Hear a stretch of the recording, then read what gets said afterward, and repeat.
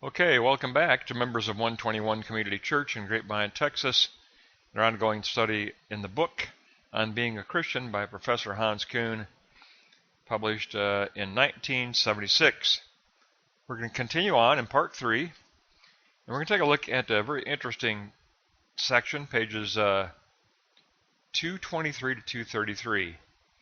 And it's going to deal with the very controversial issue of miracles and how do we come to terms with miracles in the New Testament especially, but how do we come to terms with miracles and understand what their role is in the logia of Jesus Christ, the revelatory sayings of Christ.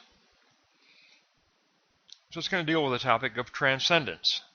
Let's go to block 1. And we read that God is eschatologically ahead. Jesus' eschatological message remains relevant in all ages. At the end of the world, there is God.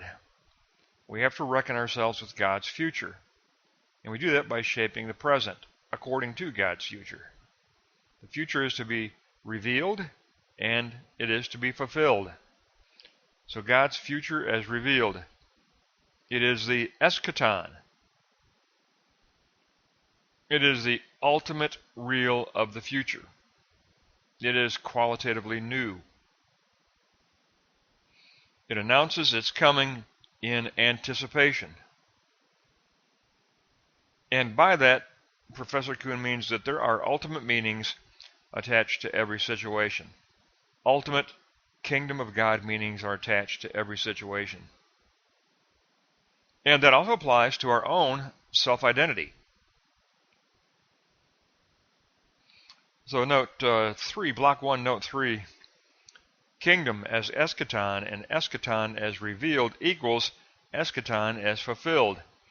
God's fulfillment is ahead of us as the novum, coupled with hope for a different future. This sounds very much like Jürgen Moltmann, a colleague of Küng's at University of Tübingen. This eschaton is not social progress, it's not organic process, it is not existential interpretation. The eschaton is transformation. It is transformation of present conditions. So its eschaton is transformation. Kingdom does not come about by intellectual or technical evolution, as the eschaton comes about by the action of God. And that will include the participation of man's action itself. But there can be no secularizing of God's kingdom. We participate in the dimension of transcendence. There you go. He introduces the dimension of transcendence. We participate in the dimension of transcendence. The kingdom of God, the eschaton, comes forward eschatologically through the dimension of transcendence. Now, in past lessons, we've talked about this, and we've discussed that the realm of transcendence is especially that realm of positing, where we view the world through our sign model of kingdom, while at the same time coupling that gnosis of the mind information with the Sophia wisdom of the heart. And then we form a praxis for ministry and go out of ourselves in the actual historical reality. But all of that construction, all of that understanding takes place in that realm of positing, and that realm of positing is the realm of transcendence. It's the realm of an internal externality, not quite subjective, not quite objective. It is where we form the objective filter through which we view the world and through which we participate in ministry. So that's kind of where we have landed, and that's really summarizes Jürgen Moltmann. And this lesson ties in very closely with Moltmann. This is so evident that Küng and Moltmann had many conversations together as colleagues at Tübingen. So we're looking at the realm of transcendence. So block 1, note 5, the dimension of transcendence. Transcendence equals the temporal sense of God before us. It's the eschatological God before us. That is transcendence. The one to come who bestows hope. The power of future makes the present appear in a brand new light. God is the first and the last of the real. The world is uncertain, it is unstable, therefore our situation is critical. We are tensioned in that uncertain and unstable world. We must commit ourselves entirely to the real of God, which we discover through that combining of Sophia wisdom of the heart and Gnosis wisdom of the mind to shape our praxis of ministry. But we must commit to the real of God, to the real of God's kingdom. So that gives us, in block 1, the introduction of the dimension of transcendence. It's all about eschaton as fulfilled within the dimension of transcendence. Eschaton will be fulfilled through the dimension of transcendence, and our own participation in that dimension of transcendence. Now, concretely, that means you're going to be talking about miracles, because miracles take place within the dimension of transcendence. So, theoretically, we have the posited theory. Eschaton is fulfilled through the dimension of transcendence. Concretely, that means, what about miracles within this realm of transcendence? What about miracles that take place in this dimension of transcendence? Let's look at that concrete reality. How are we going to deal with that? So block 2, it begins as a problem. Professor Kuhn says it's the problem of miracles. Jesus' deeds were provocative just like his word was provocative. Here's your question. How do we reconcile science with miracles? Miracle is a very vague concept. It's an event permeated entirely by divine activity. But does that mean that it is supernatural intervention? We do know that the miracles of Jesus belong to the gospel tradition. They are nested in the gospel, and those are like evangelization tracts, okay? But miracles belong to the gospel tradition. So miracles within the gospel tradition. Jesus did not dismiss miracles. What he did criticize was when someone would demand a miracle as a sign. Jesus' word should be believed even without proof of miracles. In the Old Testament, any event through which Yahweh revealed his power was considered miracle. Any event through which Yahweh revealed his power was considered miracle. And Professor Kuhn tells us God is active everywhere. Miracles are everywhere. They take place everywhere because God's Spirit, God's presence is everywhere. So we get to block 2, note 3, the problem of miracles and miracles of gospel tradition mean miracles are the revealed power of the living God. Miracles are present from the moment of creation to the end of consummation, from creation to eschaton. Miracles are understood in the New Testament as those events that did arouse admiration because they were inexplicable for man, an event behind which God's power is concealed. The Gospels never describe how the miracle event comes about. It's about elevation of event. The Gospel writer is not trying to explain an event, they're trying to exalt an event. And what was expected from that event was faith in God, where miracle events become signs. And so here's your point. Professor Kuhn doesn't deny miracles, but he says miracles are to be understood just like the book of Revelation is to be understood. Miracle events are signs, just like the book of Revelation is the book of signs. And we need to take the gospel accounts and the miracle events in the gospel accounts as signs of kingdom, signs of eschaton. So block 2, note 4, the real. Miracles are not eyewitness accounts. They're narratives meant to call forth belief. They serve proclamation. There's no widespread miracle working activity on the part of Jesus. However, miracles cannot be dismissed as unhistorical. So he's saying, yes, we can say miracles are historical events. They're historical events as signs. And they appeal for faith because they're coupled with proclamation.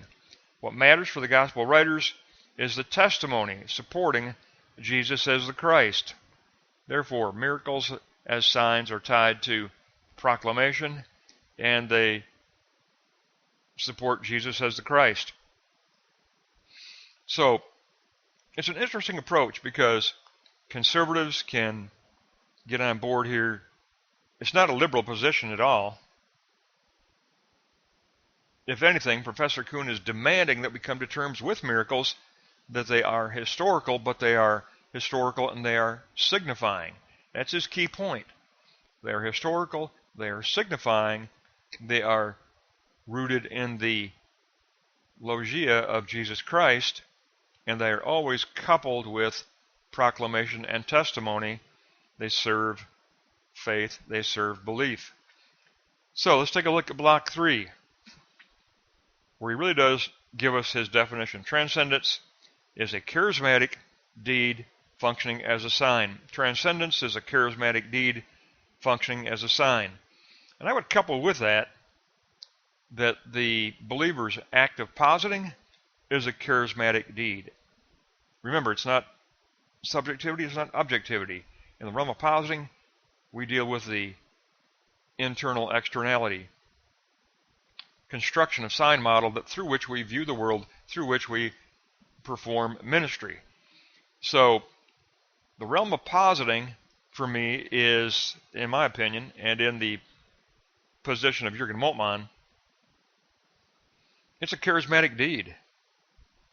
To posit God's kingdom is a charismatic deed that seeks to bear fruit through the charismata. It's all about charismatic deed. So, note 1, transcendence as embellishment. Christ's logia and ministry went through a number of developments since its birth in oral tradition.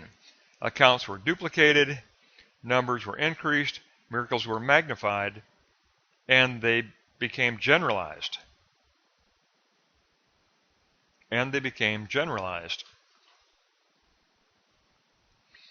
Embellishment of event took place.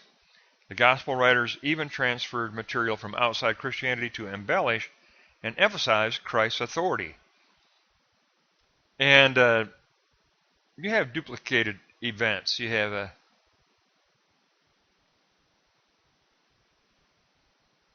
numbers increasing. You have miracles that are magnified.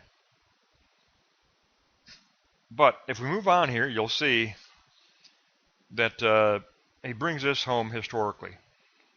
So, block 3, note 2, transcendence sought to emphasize Christ's authority. There were no miracles by way of reward. The gift to see into man's hearts is a sign of messianic authority, authority to judge. The Gospels were written in light of the risen and the exalted Lord. They anticipated the coming glory of Jesus Christ.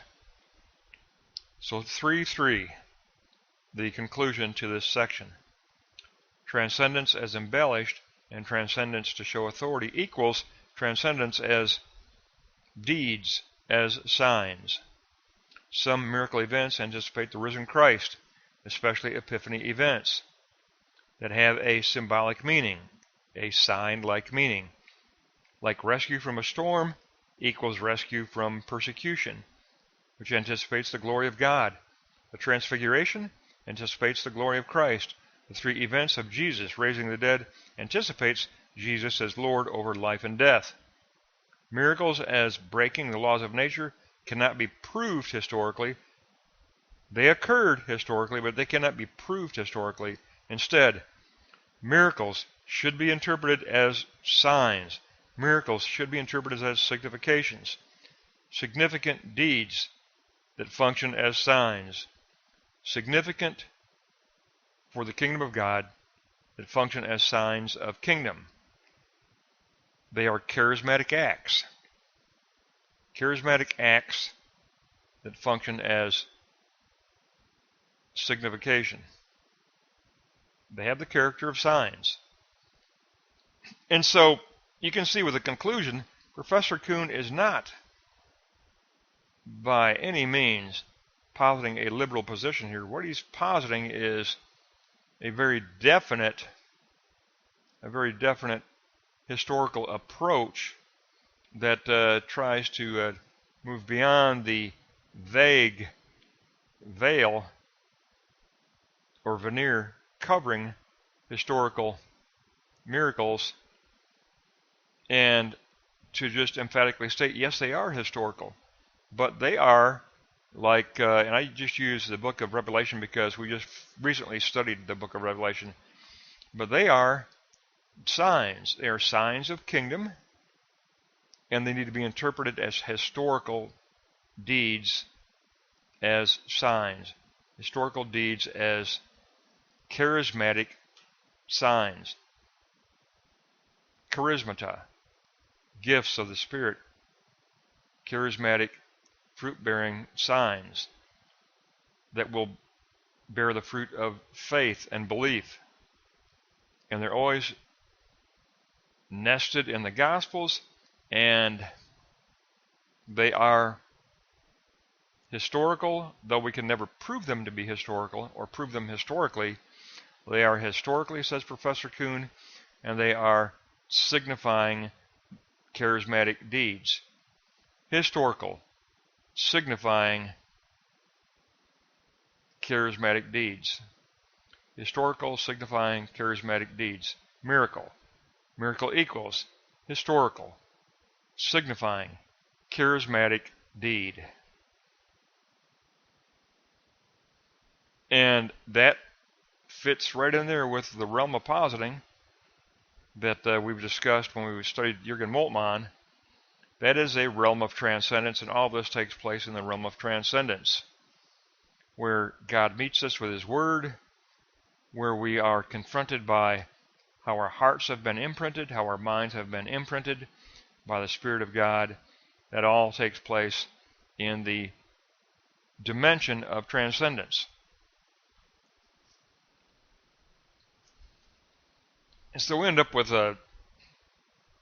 I think, an honest, dedicated Christian approach to truly trying to examine miracles beyond that vague veneer, peeling that away and actually approaching miracles from a historical context, historical point of view, and realizing that they are enjoined entirely with the logia of Jesus Christ, with His revelatory proclamation, His revelatory sayings, and they are historical, signifying charismatic deeds. Miracles are historical, signifying charismatic deeds. And all of this ties in with what? Promise and hope. Jürgen Moltmann. Professor Kuhn and Professor Moltmann had many significant dialogues of their own at Tübingen. That's going to wrap up pages 223 to 233 on the eschatological kingdom and the concrete reality of miracles. We'll pick up next time on page 234.